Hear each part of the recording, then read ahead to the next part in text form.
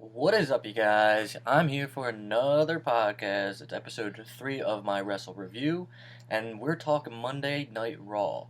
Before we get into that, I want to wish everyone, a happy Valentine's Day, even though I have yet to receive any candygrams yet. I won't hold that against anybody. Um, I would have had this podcast up last night right after Raw, but yesterday was actually a pretty busy day for me. Went downtown for a little bit, met up with some people, had a pretty productive day. But we do have a lot to talk about. It was a great show last night. Didn't start off that way, but we gradually got better as the hours go by. For those that don't know, Raw is now a 3-hour show, so that's a lot of wrestling to take in for one night. And in a 3-hour show, nothing's going to be perfect. It's not going to all be good, but a lot of things happened that really set up not only Fastlane for Raw, but it also set up WrestleMania. So, right behind me we have, or that one, we have the Destruction of the Shield playing behind me. And I have this playing because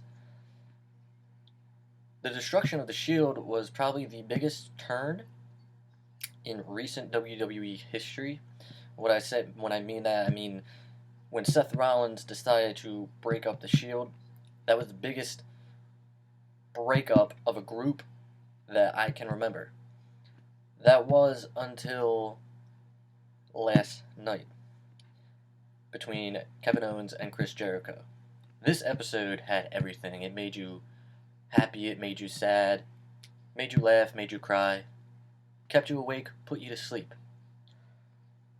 So we're going to start from the beginning, and I'll probably skip some of the pointless stuff because, again, it's a 3-hour show, and these things will probably last a half hour, or at least that's my goal. And so we're going to get into it. Raw opens up with Stephanie McMahon, which I hate. She does it way too much, but she opens up, does a stupid little dance on the stage, sings her theme song, which I think is just stupid. I was in the play, and I was always told, not to sing the song that you're performing in. So I was a little nitpicky with that. She comes out, says Mick Foley has a night off because of how he pretty much responded to signing Samoa Joe last week. He's having hip surgery, actually. I don't know if this is how they're writing him off. I doubt it. He'll probably be back next week. I expect him to get fired, and then they'll have him go away for hip surgery. Not too long after Stephanie comes out, Reigns comes out, which is, again, old news between Stephanie and Roman Reigns. They're always interrupting each other. Reigns says he wants Braun Strowman. Stephanie panders to the audience. Do you want to see that? You want to see that? And everyone knows what's going to happen there. We're not going to get Braun Strowman versus Roman Reigns tonight. But because Braun Strowman is fighting Mark Henry. Good way to get Mark Henry on TV. It's a pretty good match. But, why should I care about Mark Henry versus Braun Strowman? Is it because Mark Henry's the world's strongest man, or what? I mean, he's the world's strongest man, but also the Royal Rumble, that was his first appearance in months, so you know how that's going to go. But we'll talk about that later. The club comes out, the Raw Tag Team Champions, Luke Gallows, Carl Anderson, challenging pretty much Roman Reigns to a handicap match. Match ends in a DQ. I get it. You don't want to beat the club. And if last night they're going to have, or not last night, but on Sunday night, if they're going to have Dolph Ziggler lose to two men, you got to have Roman Reigns lose to the tag team champions. And if you're not going to have him lose, at least end in a DQ. Roman Reigns can't win that match. That'll ruin the tag team champions, and it will ruin their credibility.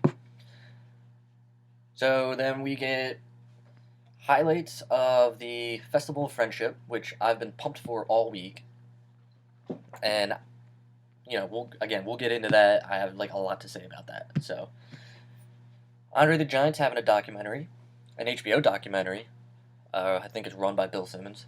Um, I'd be interested in that. I think that's a nice way to reflect on Andre the Giant's career. He, was the eighth wonder of the world and really a recognizable name in not only the wrestling world but all over. So everyone knows, how much of a drinker he was. Everyone knows he was in movies and all that. So I'm excited for that. New Day comes out next. Bo Dallas already in the ring. Um, New Day starts talking about how they want not WWE ice cream, but New Day ice cream. This immediately brings me back to CM Punk and his ice cream bars comment, and I will feel some type of way if they actually bring some type of ice cream branded by the WWE back. Now, I know when CM Punk did it, it probably was just storyline, but if you bring back WWE ice cream for the New Day, that's saying that the New Day is, you'd rather pander to the New Day than CM Punk. Storyline wise, that doesn't make much sense to me. So Bo Dallas is just there, he he hasn't really been doing anything. They pushed him for like a month for some odd reason, which is they pushed him right when he got videotaped singing The Lion King drunk on an airplane. That's not a fake. That's not a storyline. That actually happened in real life. Bo Dallas got kicked off a plane because he was drunk singing The Lion King. I'm an Aladdin guy myself, but whatever. Kofi Kingston beats Bo Dallas with the SOS, not the Trouble in Paradise, and I like that. I think in more matches there should be finishes where you don't win by your finisher. It makes the finisher more makes it more unpredictable, I should say. You know, so I did like that. They force fed Bo Dallas Bootios, which, in case you don't know, is a WWE branded cereal for the New Day. I couldn't help but to make the Bo joke and call them Botios. I know this is corny, but I can't help what pops into my head. I am sorry. So we have this Neville interview with Jack Gallagher. Neville calls himself the King of the Cruiserweights, yada yada yada. We have Samoa Joe arriving with Triple H. I thought that was pretty. I mean, just in a limo, but I don't like Samoa Joe in a suit. He's never been in a suit. They're trying to make him look like a mob boss. I get it. Maybe it just takes some getting used to with him. But I'm used to him just being a destroyer, pretty much. Then we have the long-awaited re-debut of Emelina. Wasn't expecting much out of this, but I was expecting more. I was also expecting it to make sense, but it did not. 17 weeks. 17 weeks they had all these vignettes, these videos about Emma turning into Emelina and being this Instagram model. She comes out on the stage saying you will witness a transformation from Emelina to Emma. She was already Emma. She was fine being Emma. I liked Emma, not the bubble popping Emma, the evil Emma. I like that. I don't know where this is going. I don't see her competing anytime soon. I don't even think she's going to be on Raw next week. So we'll see how that goes. So we have Kevin Owens, Chris Jericho talking in the back. Triple H comes into the picture, pulls Kevin Owens aside. Right there, I immediately thought, that's not good. Kevin Owens is a Triple H guy. And Chris Jericho's An attitude era guy. Classic guy. I didn't think something was gonna happen, but then they showed the picture of Kevin Owens and Triple H talking. Uh, no, no vocal was heard. We couldn't hear them, but you could see them that they were talking. Didn't know what they were talking about. I had an idea. But again, I didn't think what happened. So we come back. It's Mark Henry versus Braun Strowman. It's a fine match. Gets Braun over. He wins with the power slam. That's fine. I like that move. I like Braun Strowman using the power slam. It's different. It's gets the move over. Cool spot where Mark Henry couldn't get the world's strongest slam on Braun Strowman, which I like. But yeah, this is just a match to get Braun Strowman over before his match with Roman Reigns at Fastlane. Now, we're going to go to a segment with Enzo and Cass and Cesaro and Sheamus. Last week,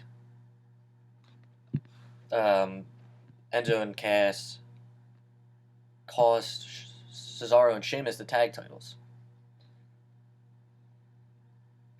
So they're going back and forth talking about that, and Enzo just, if you don't watch the product, Enzo's very small. He doesn't even. I think he's like maybe 5'8", 5'9", if that. Big Cass is big dude, 7 foot, big dude, and Enzo can't seem to get a win in a singles match. So his mouth gets him into trouble a lot. Yet anytime he gets in the ring, at least in a singles match, he loses. He needs Big Cass. That's to me is what the story they're building. Enzo needs Big Cass, but Big Cass does not need Enzo.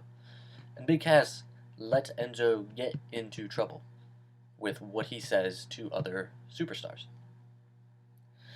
So pretty much this banter sets up a match between Cesaro and Enzo. And Enzo loses.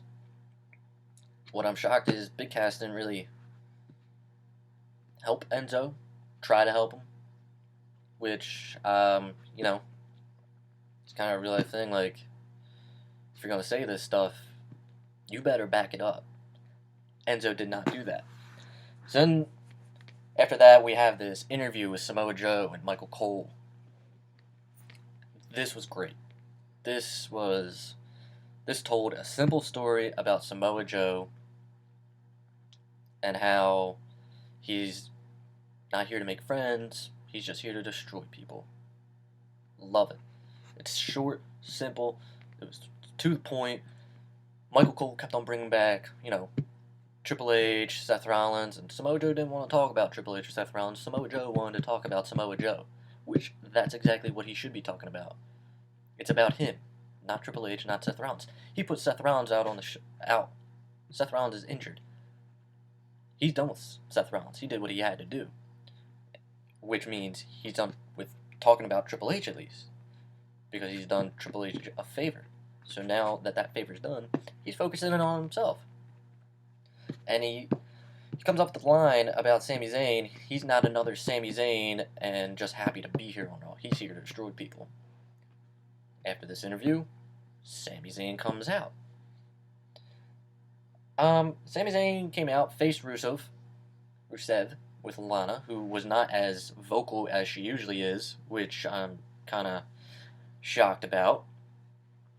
So, this was a good match. I expected a squash from Rusev, and I expected a Rusev win to coincide with what Samoa Joe said about Sami Zayn.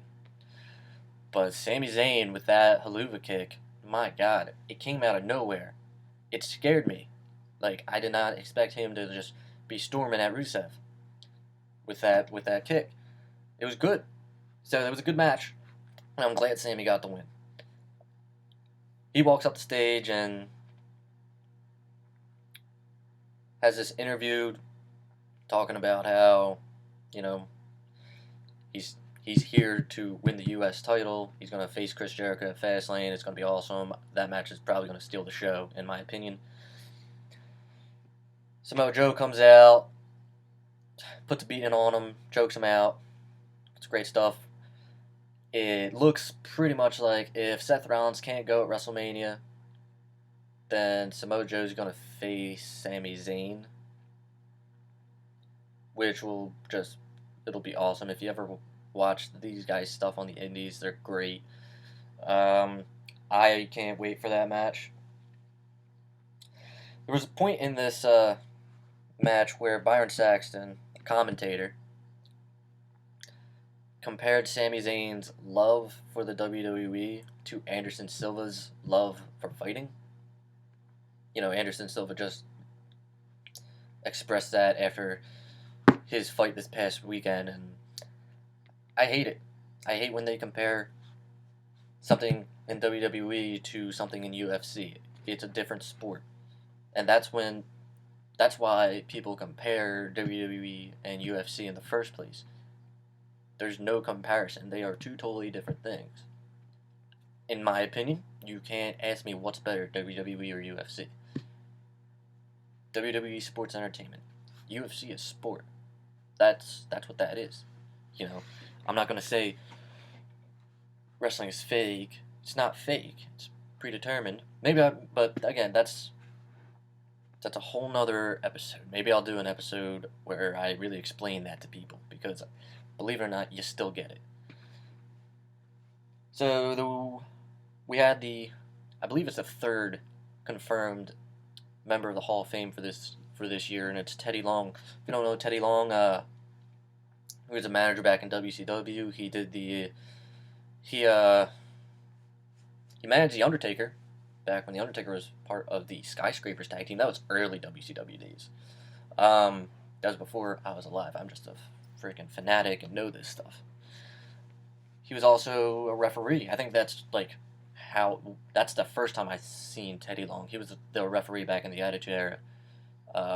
That's probably how most of you would probably remember him. And then, after that, he was a SmackDown general manager for a long time. I wasn't a SmackDown guy back then. I was a Raw guy. I could have missed SmackDown. I didn't think SmackDown was great, which is a shame, because back then, they had Eddie Guerrero, they had Chris Benoit, they had Kurt Angle, they had all these great wrestlers, and I probably should have been watching SmackDown, but Stone Cold was on Raw, and if anyone knows me, I'm like the biggest Stone Cold Steve Austin fan, so Raw always had my attention. We had a cruiserweight match, Akira Tozawa versus Daivari, with Brian Kendrick on commentary. Really, the match was, that's fine. I like Tozawa's snap German suplex. It feels like it can end a match, and you don't really see that, like suplexes ending matches, but when you see this one, it looks like, oh yeah, I could see him, not kicking out of that. This match to me was about Kendrick's commentary, and they're really building a storyline between Kendrick and Tozawa. Kendrick's saying that he's Tozawa's mentor, and there's a lot of similarities between the two. However, Tozawa has no idea that Kendrick is saying this stuff.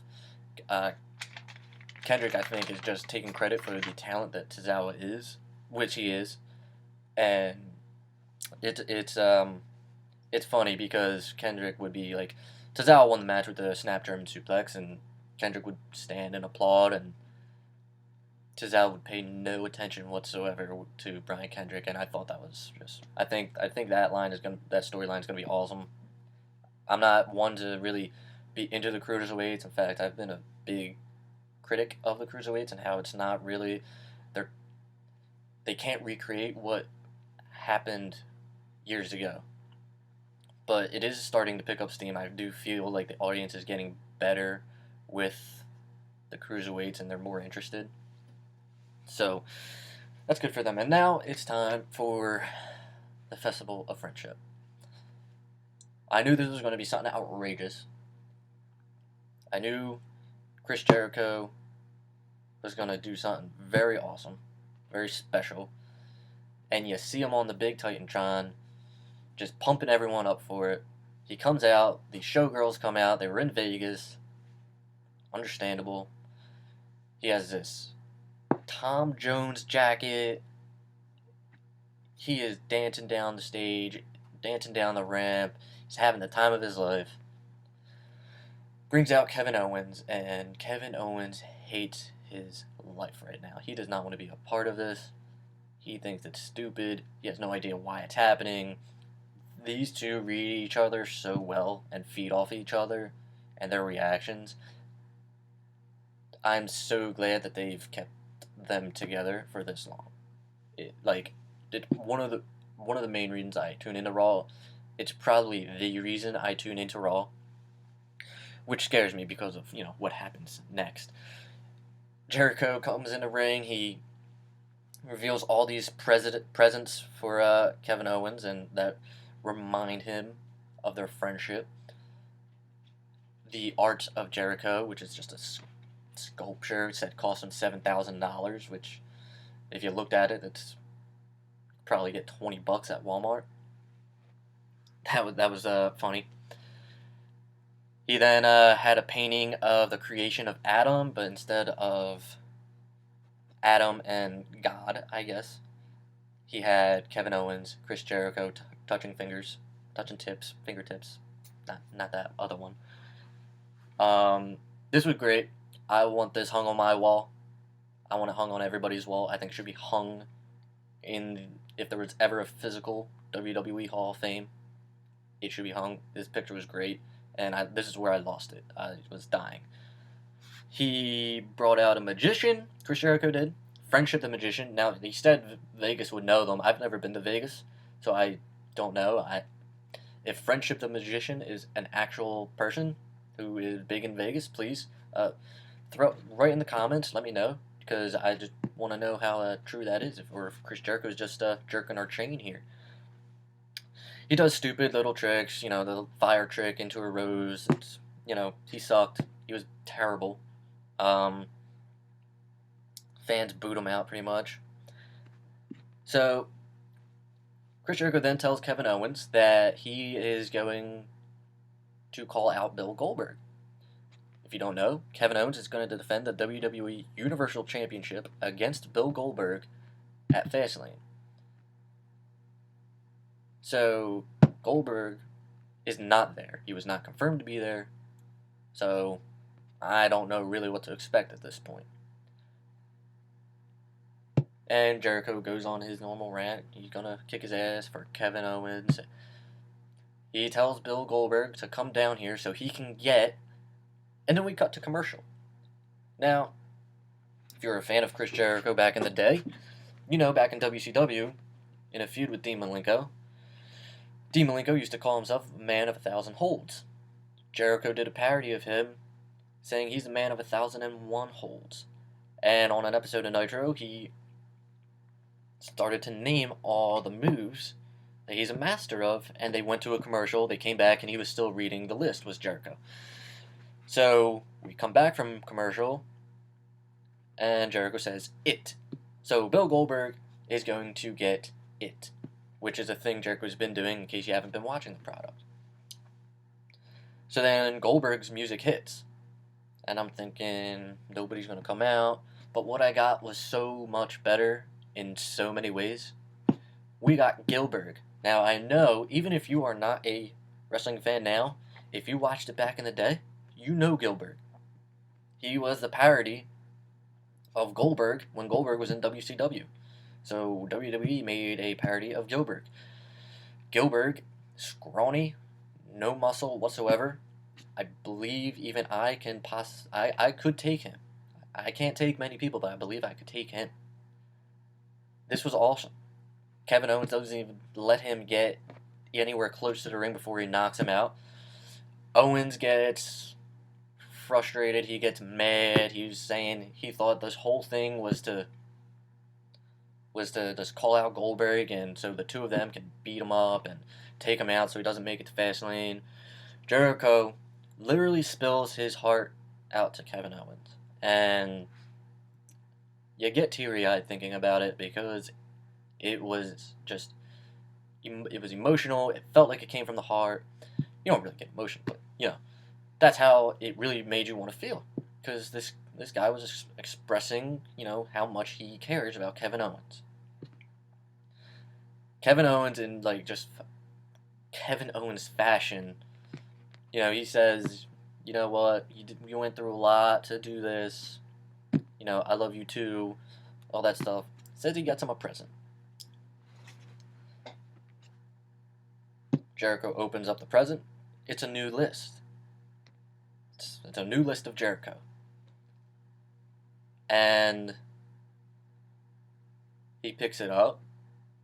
He notices that his name is on the list. And when he picks it up, the camera reveals that on the back of it, it says the list of KO. And right there, my jaw. Because I knew what was about to happen. Kevin Owens attacks Chris Jericho. Beats the hell out of him. Jericho got his ass beat. He got powerbombed onto the ring apron. His head got slammed into this TV that they had set up in the ring, which is kind of, ironic since Jericho did that to Shawn Michaels a few years back. You couldn't watch this and not feel bad for Jericho. As much of a dick Jericho was to like fans and other superstars while he's running with Kevin Owens, you couldn't help but to feel bad. I did not expect this. I expected them to face at WrestleMania, but I did not expect them to break these two up before Fastlane, before Goldberg, which now sets up Jericho may cost Kevin Owens the title, and we could be seeing Goldberg face Brock Lesnar at WrestleMania for a title, which again does not make sense to me. But whatever. I think this segment was one of the best segments that I've seen in a while. It really reminded me of the This Is Your Life with Mankind and The Rock from '99. Not saying it was as good as that, but back in '99, I'm like not really getting just how funny and great that segment was. 9 years old, not really comprehending it. This segment, though, I thought was awesome, and that's like the best stuff that they've ever came up with, in my opinion. But yeah, the whole segment was great. The magician, he got booed out of the arena. He made the list of Jericho, which I thought was awesome. That always gets a pop when Jericho adds someone to the list. I hope we have not seen the end of the list of Jericho. We'll see how that goes. So then we have Enzo versus Cesaro. Nothing special. I didn't even write any note for this. All I wrote down was that Enzo talks trash, but he can't back it up, and I wouldn't want to be that guy. So I don't know what they're doing there. Maybe at Fastlane there's a triple threat tag team title match between the Club and Cesaro and Sheamus and Enzo and Cass, but yeah, Enzo just can't get a win. So we go to the main event of the night. It's Bayley challenging Charlotte Flair for the Raw Women's Championship. Again, I don't know what they're trying to do here. This main event was great. The main event was awesome. I said Sunday night about this Women's Revolution thing. SmackDown had it real good. But Raw's really the better show when it comes to women's wrestling, and tonight proved it. SmackDown had 3 matches. They were good matches, but they weren't anything compared to what Bayley and Charlotte did in the ring. Charlotte, killer. Charlotte is so talented.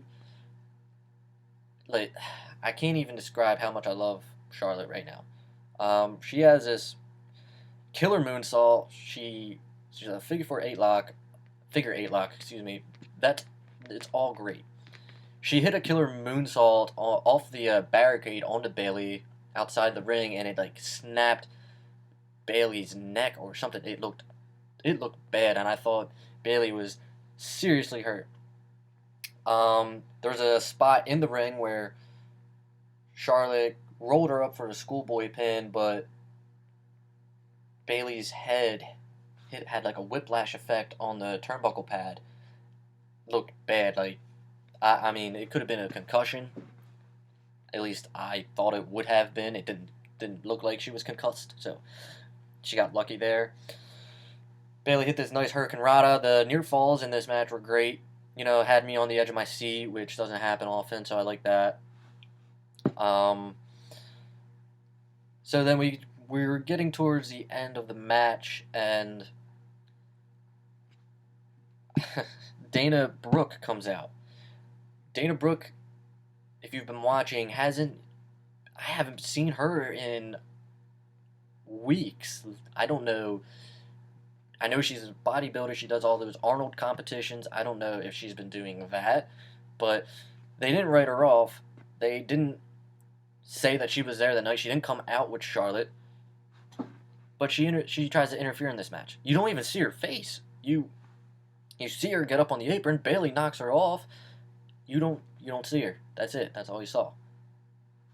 Charlotte takes advantage, hits the figure 8 lock on Bayley, and for those newcomers to the product today, the figure 8 lock is like the figure 4 lock, but Charlotte will bridge. She will like bridge and like do this like weird matrix move at the end of it. I don't know what that does to the move. I don't know if it makes it hurt more or if it's supposed to. I don't know. So when she has Bayley in the figure 8 lock, Sasha Banks come down with a crutch. I don't know if she was supposed to hit her face with the crutch, hit her throat with the crutch, maybe like swipe her hands with the crutch to break the bridge. I don't know. But what what Sasha did, she hit her in the tit. She hit her right in the breastal area. And I can't speak from experience. I don't know what that does. I don't know if you lose your breath when you get hit in that area. I don't know. But it worked. Sasha hits Charlotte there, and Bayley hits the Bayley to belly. We have a new women's champion on Raw. Again, this is emotional. This almost made you want to cry. I remember when Bayley won the NXT Women's Championship. I did shed a tear because Bayley's one of those characters that all of us fans can relate to, and that's why she is so over with these fans. So when you see her, I mean, she's like the best underdog story that there's been, and she just the story that they tell with her. I mean, I don't think there's a better story line right now more than Bayley. Now, I could possibly think that she'll lose the title, probably at Fastlane. I don't see her going in as champion at WrestleMania. We'll see how that goes. So that was Raw. As far as WrestleMania goes, man, I don't know about all the Raw side of things. You're obviously going to get Goldberg versus Lesnar, probably for the Universal title. I don't know what they're doing with that because Goldberg is booked for UK events after WrestleMania. Brock Lesnar's never there full time. I don't know if they've reached an agreement where he's going to stick around for a little bit and then he'll lose the title to somebody. So we're definitely getting Lesnar and Goldberg. It's probably going to be for the Universal title, which I hate. We're definitely getting Kevin Owens and Chris Jericho for the US title, which that will be awesome. Probably a show stealer. Women's Championship is tricky. Again, I don't see them having Bayley walk in as champ. They could. I don't see them doing Charlotte versus Bayley at Mania. They could. I'm thinking triple threat with Sasha in there, maybe a fatal 4-way with Sasha and Nia Jax. Other than that, don't really know what else Raw is going to do for WrestleMania. But I'm excited, and I can't wait to see what they do. last night's Raw was probably the best one I've seen in a month or two. I'm not gonna lie. All right, so that was Raw, and now I guess I'm gonna give like a state of the podcast address, pretty much. So as you can see, I've posted this late Tuesday. My goals for the posting of the videos is that, I want to post the review shows almost immediately after Raw, and immediately after SmackDown, immediately after the pay-per-views. I tend to work nights, so that's not always going to happen. If I can get a better schedule, which, who knows, maybe that'll happen soon. I'd want to get started on that because I don't want to keep you guys waiting. I know you anticipate this a lot, so I'm also working on getting equipment, and I had a good buddy give me a microphone last night, so that was really cool of him to do. Working on getting webcam and maybe even a computer. So I'm working on it, guys, and I really like doing this for everybody. And I always appreciate the views and the subscriptions to YouTube. I really appreciate all that. I don't think that's all. I just want to talk about the support that I've gotten. I had two friends of mine, offer their place as a spot where I can do my podcast. There's nothing wrong with this spot, but eventually, I will want to get my podcasting area down and not have all this mess in the background. So, I really appreciate that, and if things go my way in these next couple weeks, I'll probably be all set, which is pretty exciting. For those of you who know me, you know what I'm talking about. But yeah, if everything goes perfectly, I should be able to get these podcasts up by maybe, if Raw ends at 11, I could probably get these podcasts up by midnight. SmackDown, I'll probably be able to get them up by like 10:30, 11 o'clock. Don't want to keep you guys waiting that long. I was slacking a little bit, but like I said, yesterday was a pretty busy day. So any comments or questions, and you want to get in contact with me, name's Mike Butler. I'm on Facebook, Snapchat, Instagram, Twitter. I'm on YouTube, obviously. Please subscribe, hit the like button, hit any like button, comment through not Facebook, comment through YouTube. I want the YouTube comments. I appreciate the Facebook comments; they're awesome, but definitely comment through YouTube. Watch those ads before the video. They really help me out. That'll really help me get this podcast going. I really appreciate it.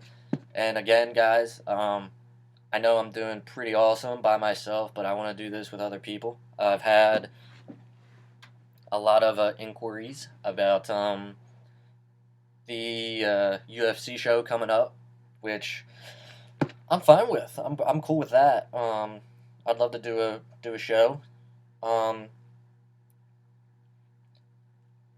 Yeah, so UFC is gonna happen. I'm gonna get in contact with the people who have hit me up about it. Anybody else? I'm looking for like maybe 2 people.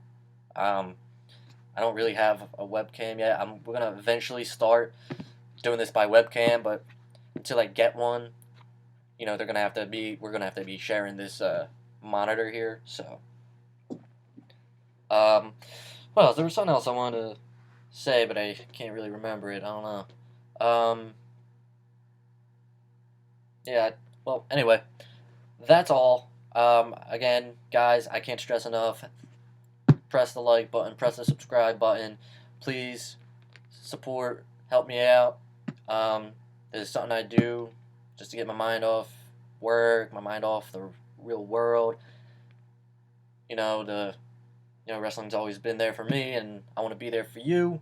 You guys have been there for me. I want to be there for you. If there's any way you can help me out, if there's anything I can do to be better, please let me know. I'm open to criticism. I'm open to anything. If you want me to stop, just stop. Just tell me. I won't stop, but, whatever. I'm finally getting comfortable with this stuff. Look at that. I'm at 40 minutes. I almost did this for a whole hour. That's crazy. I'm getting better. I'm getting more comfortable.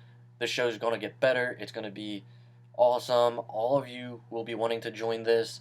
So hop on right now while it's not as popular as it's going to be, because it's going to be popular as hell.